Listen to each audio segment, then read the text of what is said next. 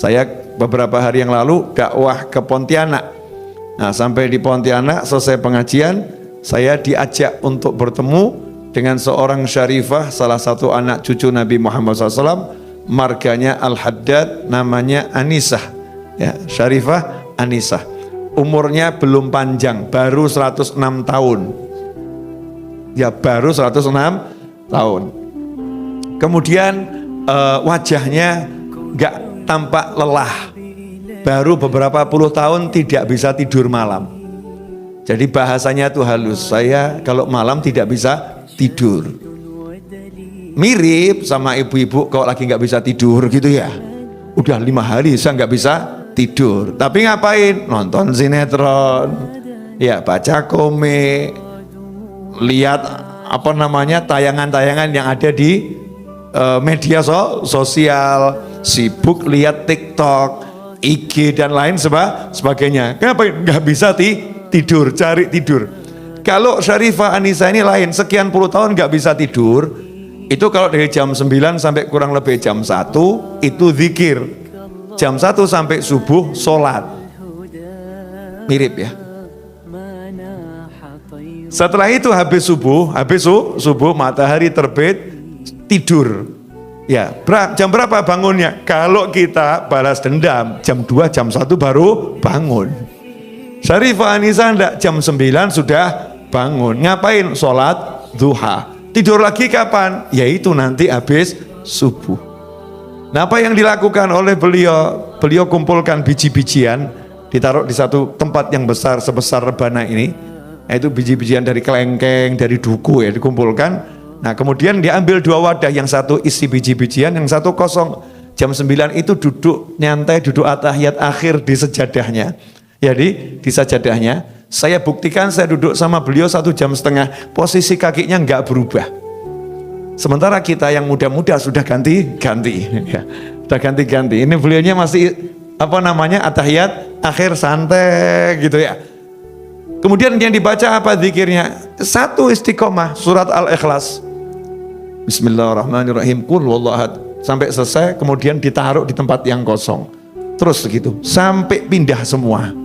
Ya, sampai pindah semua. Besoknya gantian, yang sini dipindah ke sini. Sehingga beliau nggak pakai tasbih. Ya, nggak pakai tasbih untuk yang zikir malam itu, nggak pakai tasbih. Karena tasbihnya kalau mau dibuat seberapa panjang itu. Praktisnya ditaruh tempat, ya tempatnya itu yang jadi tasbih, muter, jadi pindah tempat. Nah, ini namanya tempat berjalan ya, tasbih tempat. Ditanya sama anak-anaknya, yang anaknya jumlahnya 5, cucunya kurang lebih 20-30, cicitnya baru 50. Baru sedikit. Jadi kalau kumpul nggak usah ngundang-ngundang orang, sudah penuh. Ya, kalau diundang makan semua cucu cicitnya ikut, selesai itu. Rame. Nah, ini Syarifah Anisah ini ditanya kenapa kok seperti itu. Kata beliau, nanti kalau saya ketentuan Allah datang, saya meninggal dunia, maka saya pengen setelah dikubur nanti biji-bijian ini ditaburkan di atas makam saya biar jadi saksi yang nolong saya. Tapi ini kata saya loh ya, menurut saya, kalau menurut Allah nggak tahu lagi. Masih tawadhu seperti itu. Ya, masih seperti itu.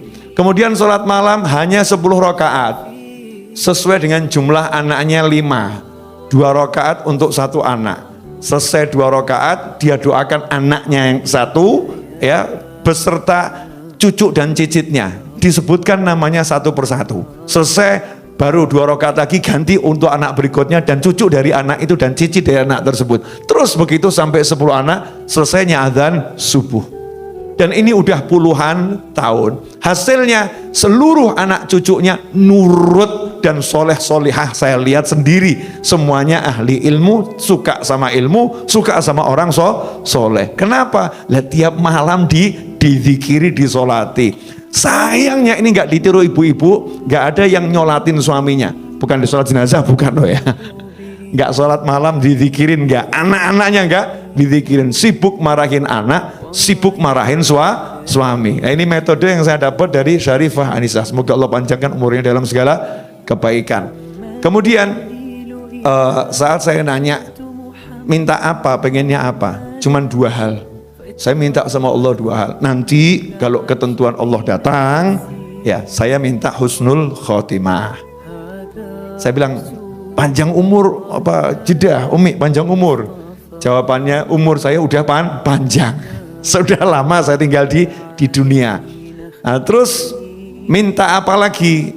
Keren tuh jawabannya. Saya banyak baca Al-Quran, banyak baca Al-Ikhlas. Minta sama Allah satu hal.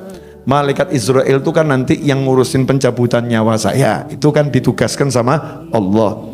Ya dia ditugaskan sama Allah, tapi dia kan hamba Allah. Saya bilang sama Allah, ya Allah, aku minta satu. Nanti kalau Israel datang menjemput aku, dia harus sopan sama aku.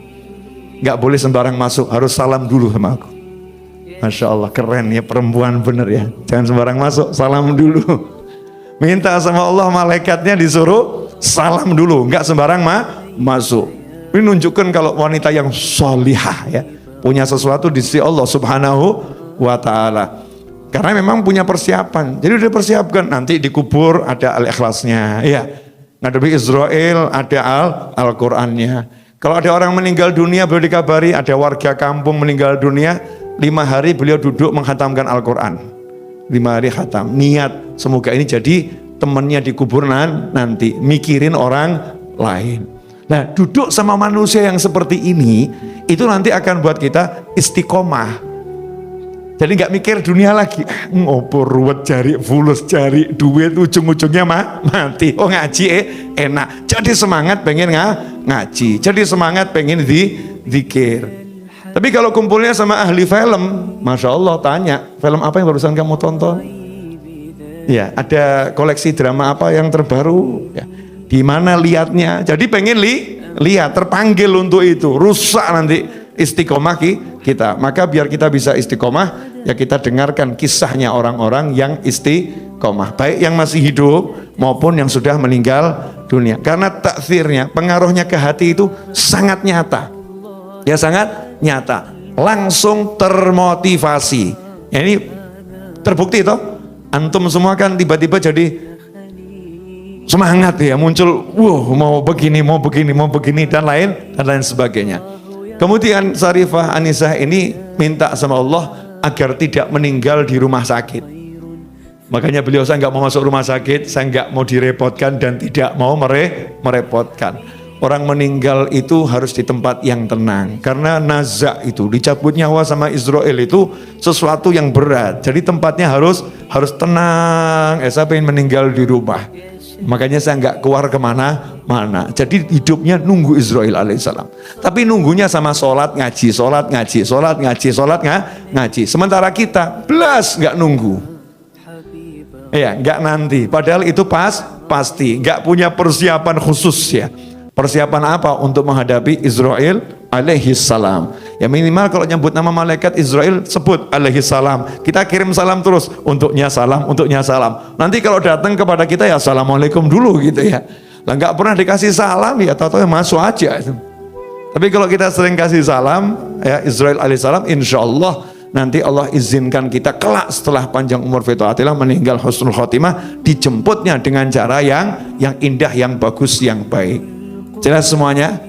Ya, jadi kumpul ya, cari kisah-kisah orang-orang yang ahli istiqomah. Itu akan membangkitkan semangat kita untuk istiqomah.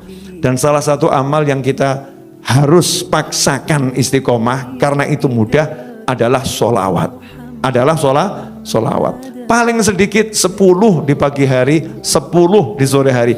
Paksakan itu.